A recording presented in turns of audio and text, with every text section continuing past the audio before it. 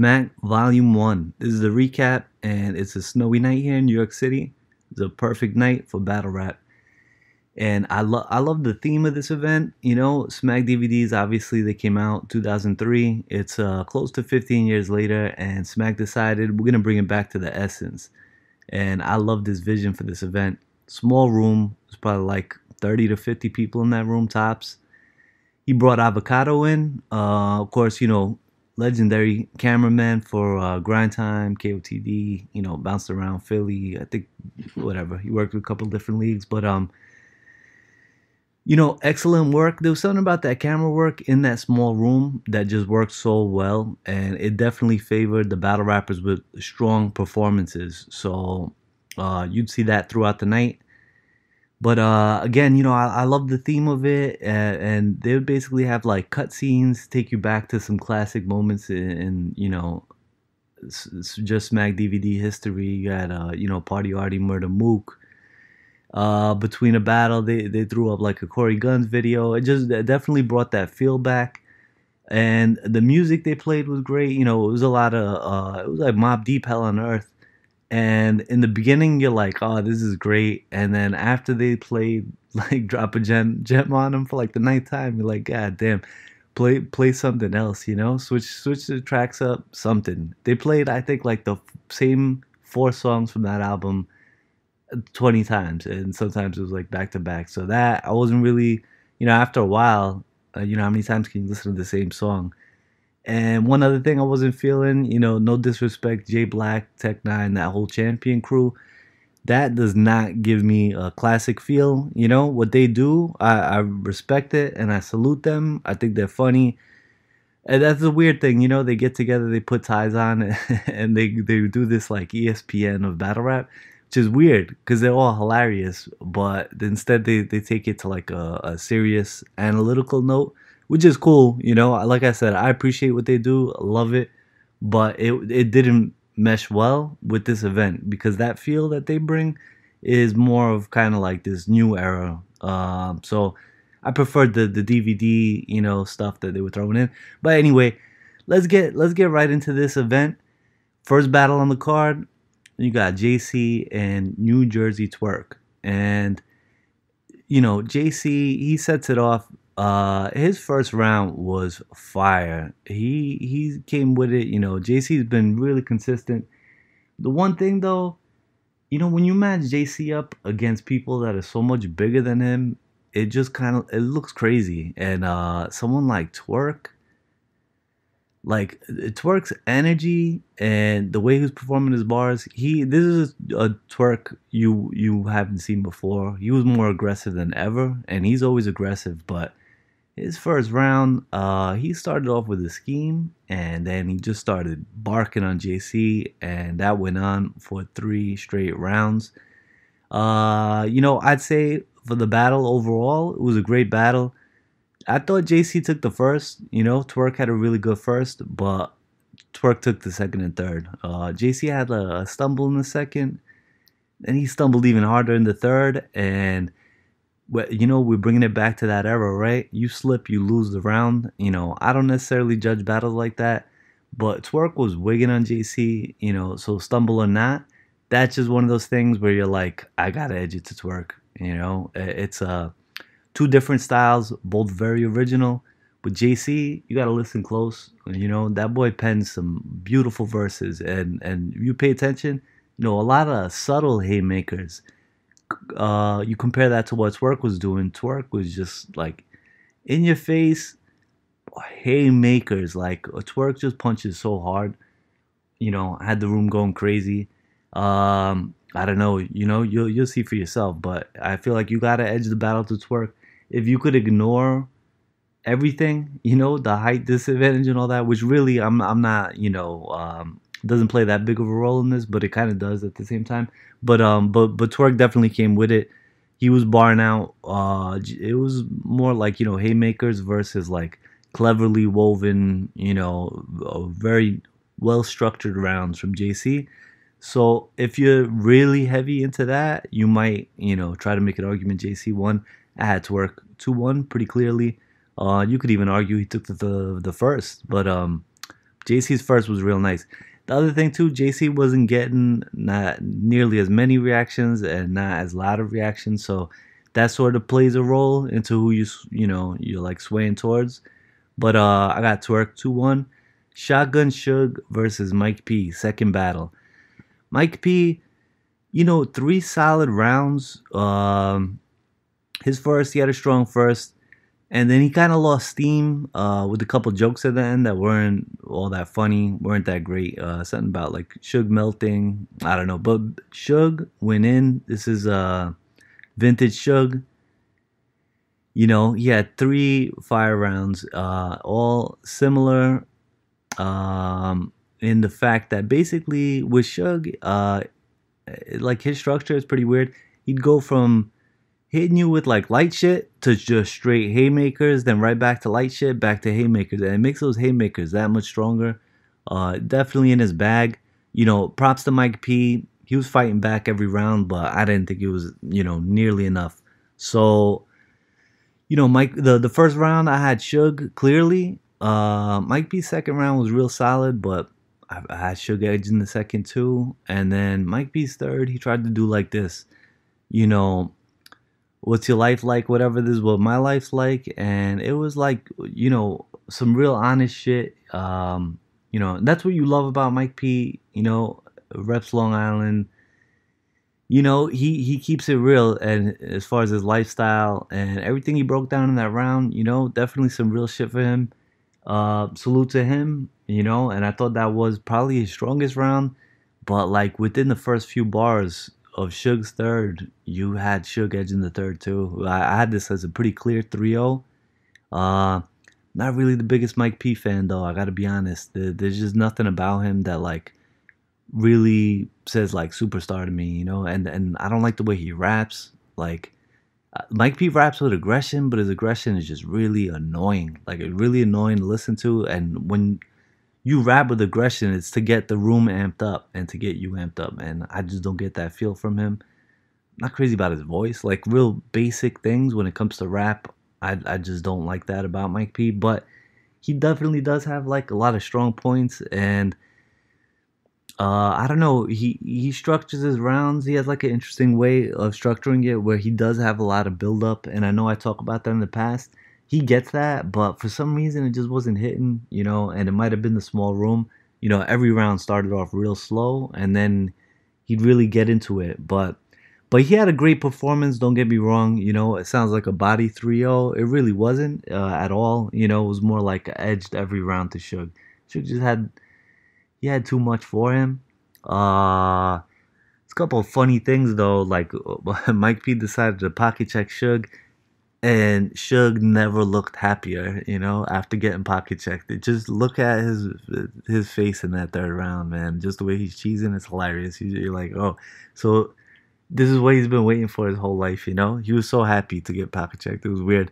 But Suge took shots at Cassidy, Budden, ended his third. The real clever bar going at Budden.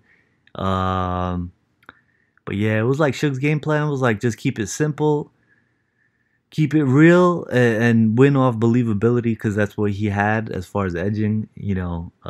Mike P, it just lines about like shootouts and shit. Just the imagery just takes you right there. It's just so much more authentic, But Suge was in his bag.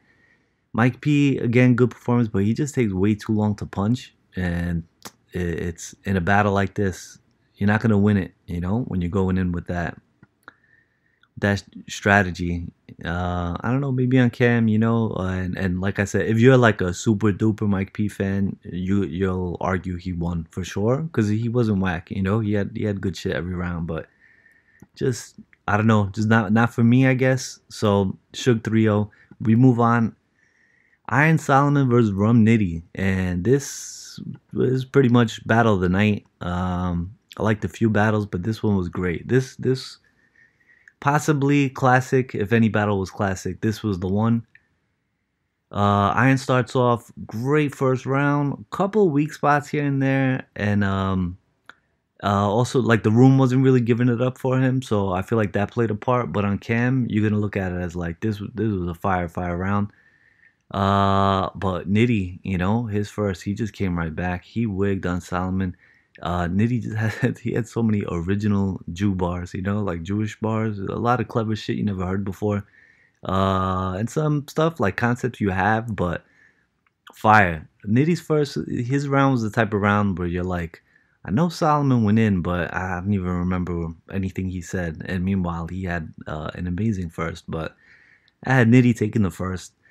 Iron came back second round, and Iron was fighting back, and that's kind of what makes those classics. That second round is really telling. Are you gonna fight back? Iron did. Starts off just a lot of intricate wordplay throughout his rounds, but yeah, there was one that I liked. He was like, "Respect this lesson. I'm trying to learn you. Don't second guess it, or you'll always be number two when your pencil's tested. If you take battles like Scantrons, when every question, you gotta fill your whole round with lead just to get accepted." That shit was crazy. Uh, he had like a loyalty over money, money over loyalty type thing with Rumnity wearing that shirt in his last battle. But he also had a gang scheme following that was fire. Iron Second was crazy, and Nitty, he fought right back, and again, that's what makes these classics. But more of the same, just haymaker after haymaker. Nitty was not playing with Iron. I still had Iron taking that second though. That I felt like that was probably his best round. All of his rounds were really good, but his second was really strong. I definitely had Iron taking that second. Third round, third for me was kind of a toss up. Again, it was it comes down to pretty much preference, what you like. They both amazing pens on both sides.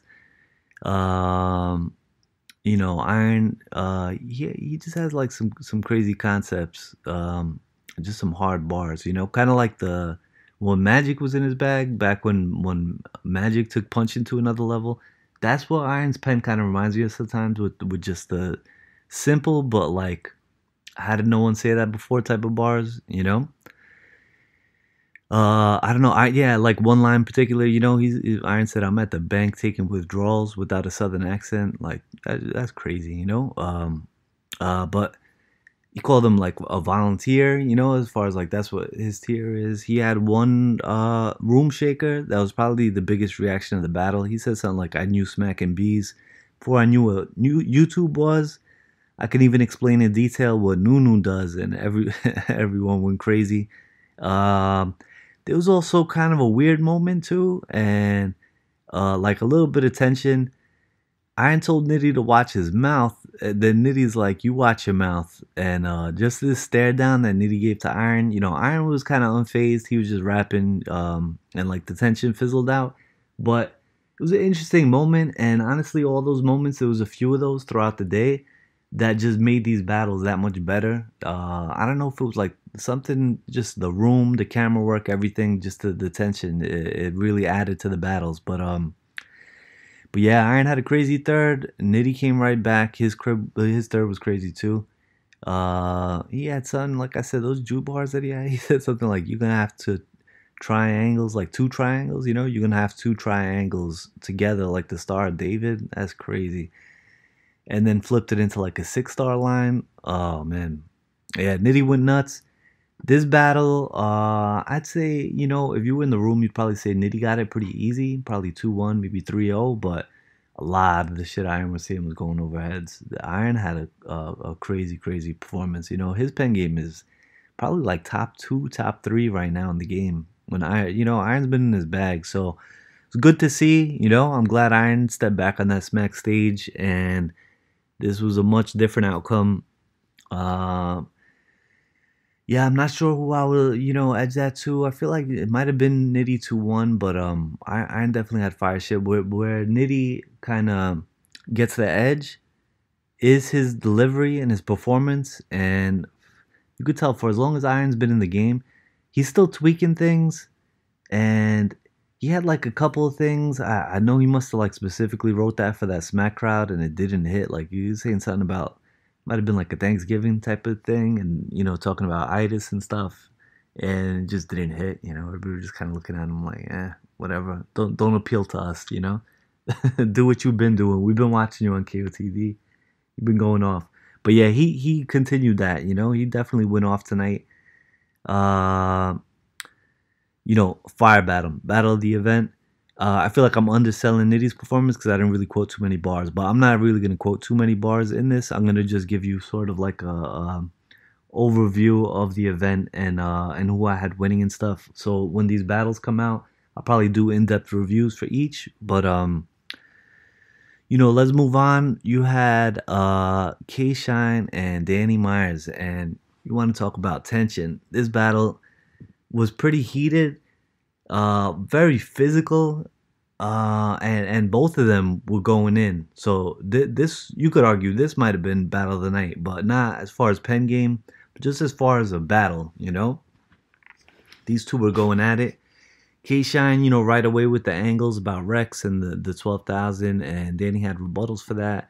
They're both going back and forth. The first round, I thought it was kind of debatable. It really was. That one, I don't know. On first watch, I was kind of leaning towards K Shine, but Danny was not playing with him either. And a lot of Danny stuff, I don't get what it is, but they, there's just no reactions for him. I don't think it's that people aren't catching the lines because Danny, some of his shit is complex, but not much. Like that's what's good about his style. Powerful delivery and stuff that the room should be getting, but they really weren't. I don't know. I don't really pay. I don't take that into that much consideration. I thought Myers got the second and the third pretty clearly. The second, especially though. The third was debatable again. So I could see people saying K Shine might have won that. I had Danny pretty clear 2-1. But yeah, there were moments in this battle, they were getting physical, but it never got like to that point, but it easily could have. They definitely I'd say Myers is a professional because we've seen what K Shine's done in the past. So but yeah, getting real touchy. I think what it was like Danny, of course, a lot of gun bars, and for some reason, every time he was spitting a gun bar, he put his little finger gun like on K Shine's head, like on his forehead, and it was pissing K Shine off. And then it got to a point where it was just sort of like a space thing. Like they were just it was getting kind of pushy. Like dudes were kind of pushing like back up, but it didn't seem like there was any reason to, which was kind of weird, But yeah, it was what it was. That made the battle a lot better. I liked that a lot, and that might have been my favorite battle of the night, even though it wasn't close to the best. But either way, good battle. All right, we jump to Av and B Magic. B motherfucking Magic, man. What the fuck is going on with you? Like every time, man. I like, for me personally, B Magic might be one of my favorite battle rappers of all time. That run he had, not just when he first came out, but just that whole class, that whole PG class was just so crazy, and everyone was so original. I feel like B Magic birthed a lot of these dudes now that we love, but they're not quite as good as Magic when Magic's in his bag. So I mean, Magic first round, he's going in. His first round was crazy.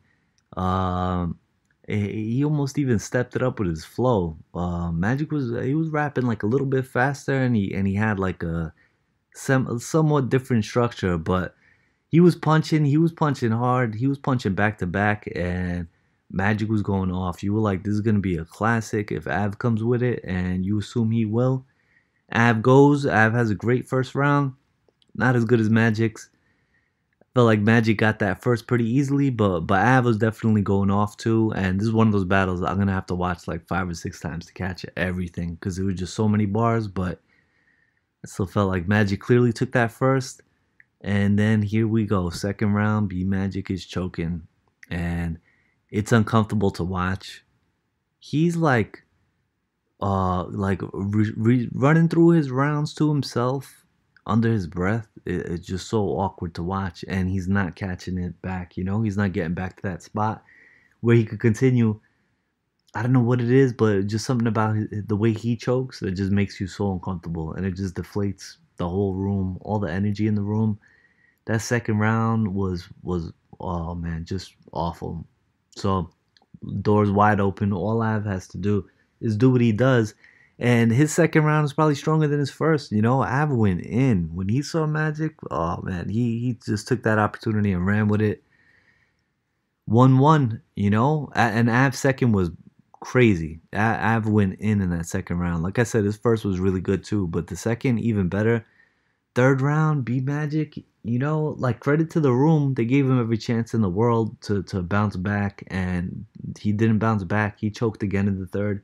He was choking so much it got to the point where you were just like, time, you know, that like that's that. And that's kind of what I liked in that old Smack DVD era. You stumble, you just stop. Like you know, yeah, I fucked up. That's it. You know, I lost this round off of that alone. But you know, a different era. It is what it is, and you know, these guys prepare for a long time. And these verses they're crafting are worth hearing. So you do want to hear them get through the choke. And you know, Magic never recovered. He lost the third pretty clearly. You know, his choke was so bad that he had Av stumbling in his third, and that like kind of it just took the everything out the room. You know, battle didn't end all that well. Av clearly took it. Second and third, I had him taken. You know, that first is you know, that's where the replay value is at. The second and third, real ugly. And speaking of ugly, let's get into chess and Chef Trez. And here's another one. You know, just like B Magic, you got chess. He's being given chance after chance to come back. He's being given every great look.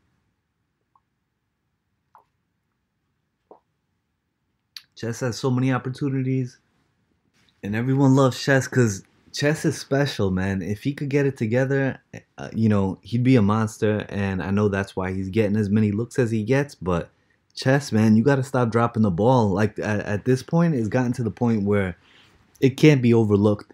You know, chess choked every single round. And like what I was just talking about with B Magic, chess's chokes make B Magic's look like stumbles, you know? Like chess, it was just so hard to watch.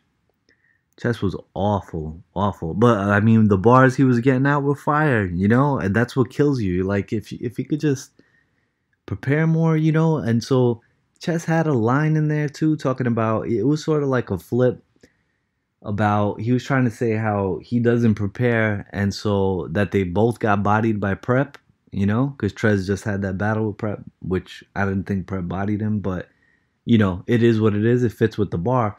But I mean, Chez was being specific, and he was like, I only prepared 3 days. And it's like, you only preparing 3 days? Ah, man, just not a good look. And I guess he was probably referring to his battle with JC, which I remember at the end of that battle. I don't know if you bought that pay-per-view, but Chess was like apologizing to JC, and he was telling him, you know, you deserve more than that. And I respected the shit out of that. But, you know, at the time, not thinking he's apologizing because he didn't prepare for him, you know? So, I don't know, Chess, you got to get your shit together, man. You got all the potential in the world.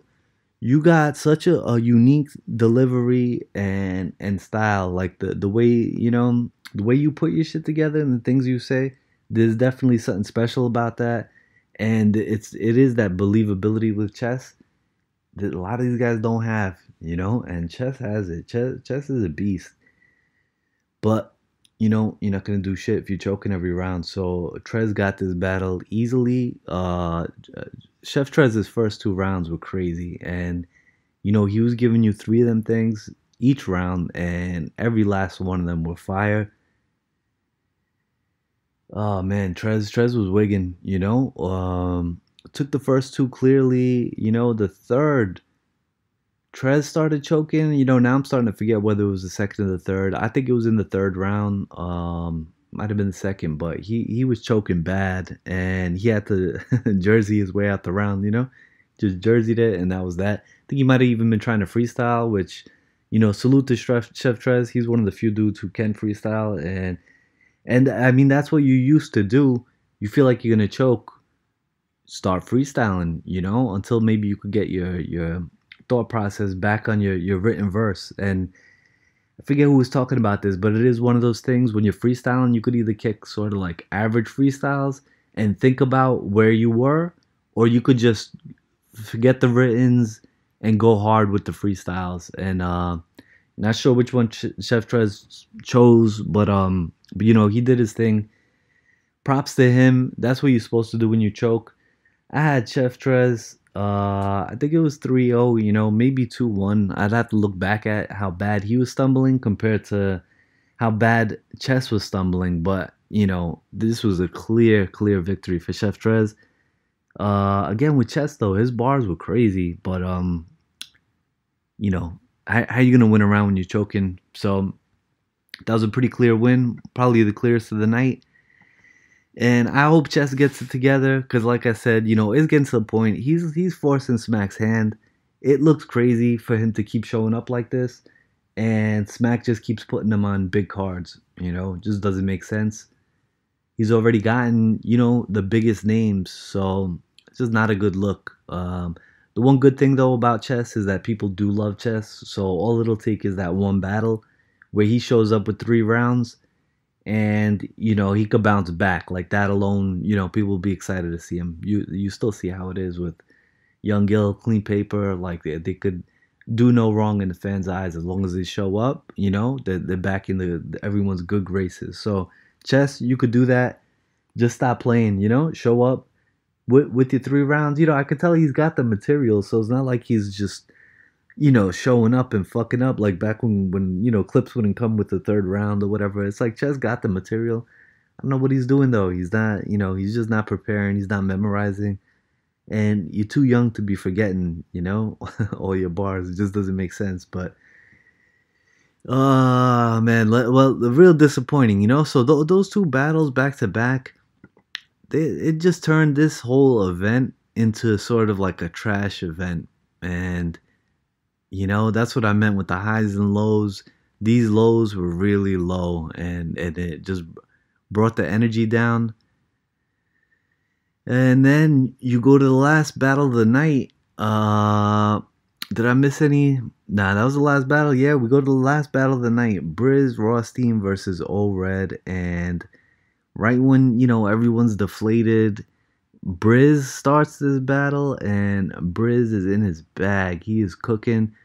Brizz went off in that 1st round, and he saved the night for me, to be honest with you, because it wasn't until his verse. Like, if the event ended after those 2 battles, you would have said this was an awful event. This was trash.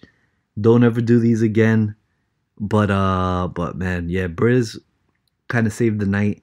He went off. His 1st round was crazy. They ended up calling time on him though, and like Brizz was kind of extra in this battle, like more so than you've ever seen. I don't know what it was. I don't think it was anything personal with Old Red, but he was just on some shit, just real amped up, and you know, Old Red was like, go ahead, you know, forget the time. It was real awkward. You kept thinking they called time on Brizz, and Brizz would keep going. He did this a few times, you know, like real lack of respect for everyone, from Smack to Old Red, you know, but it's like you gotta salute that, you know. Brizz came to battle and he wants to get these bars off. But the thing is he brought his verse so far back that he didn't even get to finish, you know, everything he wanted to spit. So his first ended up getting cut off. O-Red came out, and again, this is you know, O-Red's been cooking lately, and this was no different. O-Red came with that energy, and like I said earlier, this small room really favored people like that. Like, I'd have to say, performance alone, performance of the night, New Jersey Twerk, by far probably, and then a close second and third would have been Brizz and O-Red. But with O-Red, it's weird. When O-Red is really in his bag, which he was in this battle, he's going off, and then it's just like, I don't know if he loses his breath or what, but a lot of his strength relies on that rapid fire delivery, and he definitely had that in this battle. This is sort of a weird battle to judge. A lot of awkward moments, a lot of tension between both of them, a lot of talking back and forth, a lot of disrespect. But fire battle all around, all 3 rounds. feel like I edged it to Brizz, but this was one of those where it was like a long night. You coming down from from it, and you're like, great way to end the night. It was more of the same with rounds 2 and 3. I think Brizz was getting cut short, and and he was just trying to like keep rapping, but they weren't letting him. But all in all, good battle. Yeah, I think I had to Brizz, but I'd have to run that back because Red, there was a lot of shit Red was saying that I know I wasn't catching, and the shit that I was catching was fire. With Brizz, his style is so much simpler, and Brizz might be like the most unintentional, funniest battle rapper for some reason. Like some of the shit he says and the way he says it is just hilarious, and he'll be dead serious saying it. So you're like, is he joking or not? You don't even know. But that was pretty much it. That was the event. Like I said, New Jersey Twork JC. I had Twork 2-1 pretty clearly.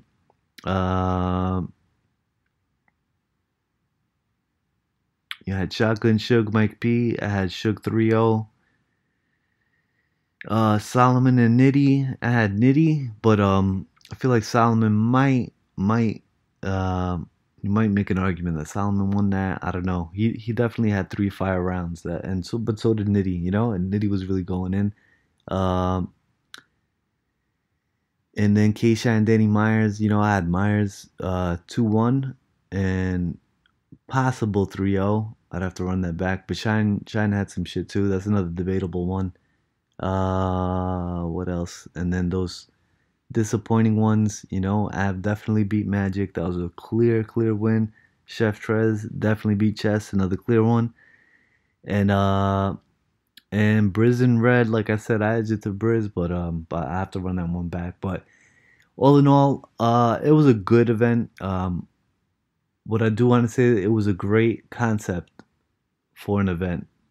So I know Smack, he was talking, there was an interview with him. He was saying he's already planning Smack Volume 2. I think he said first quarter 2018, so that's right around the corner. And that'll be interesting. Again, shout out to Smack. You see what he's trying to do, right? I mean, look at this. Like this whole concept, the card. First of all, you look at the card that he put together. This should have been 7 fire battles. Everybody on this card is nice. Matchups were fire, but not everyone comes with it, and that's just what it is in battle rap. But you see the vision. This really should have been like battle event of the year. It wasn't. Got a few good battles out of it. Like most events, got a couple of trash ones, a couple that might get vaulted. And that's what I like about this pay-per-view. You get to see them all, and I don't care how bad any battle is. I want to see them all, Uh, but again, yeah, I like the vision. I like the concept of this event. I'm glad he's going to do it again. It'll be interesting to see who he chooses. And it'll be interesting to see if he uses what he saw at this event as like who he wants to book for the next one. Because you got people like JC whose pen is crazy. Iron Solomon, and the pen just doesn't stand out in that room. The aggression really, it really edges rounds to and not just aggression, but like the performance on top of it. But of course, that's what you gotta have. And and again with K-Shine too, K-Shine had moments where his performance was crazy. Like K-Shine looked great on that cam. Something about that setup that certain people know how to work it in that room, and some just don't. They just they don't get it yet. How to use that camera to their advantage. But a few of them did. So again, New Jersey Twork, like I said, I thought he had performance of the night, not necessarily overall performance, but like strictly performance. Twork was going crazy in that room. He looked like he made me feel like I felt when I first saw Party Artie on Spank DVD. It just gave you that feel, that real gutter feel, and that's what it's all about. If we're doing Smack Volume 1, so salute to him, Nitty, Iron, Av, Brizz, Red. JC did well too. Danny, and salute to Danny for coming back to New York and going after Harlem. Like he went again with that whole Harlem angle, just hilarious. And he made took a shot at Lux too along those lines, like, and I don't know how serious Lux would take that, but pretty funny. Suge, salute to Suge. Suge was going crazy. Chef Trez, he kind of fell off towards the end, but his first two rounds were fire. So all in all, I enjoyed the event. That was pretty much my take on it. And like I said, I'll give more in-depth reviews of the battles when the battles actually come out. For now, I just want to for like people who didn't see it, give you my take on it. And I recommend ordering that pay-per-view because in order to make things like this happen, like Smack has to take that loss in the room because it's a small room. So in order to support and if you want to see this continue, definitely order that pay-per-view. It'll make up for not having an event like this in a big venue. This was Summer Madness worthy. For these days, these type of Summer Madnesses, there's a lot of good names, a lot of good matchups on this card. So to do it in a small room, like I said, salute to Smack, Beasley, Chico, whatever he does. I know he's part of that crew, Norbs, and the whole staff. Shout out to Avocado, definitely did his thing. This was a good event. Couple of issues with the stream, but that just seems like what it always is gonna be. So and that's another reason why, like I said, this is just my first impression of these battles. I got to see them clean, no freezing, none of that. I got to see these actual battles from front to back. And but yeah, that was my take. So let me know what you thought. If you watched it, who did you think won? What did you think of the event as a whole? And what do you agree with, disagree with? Feel free, go in on me to say whatever the fuck you want. But thanks for listening, and I'll talk to you soon. Peace.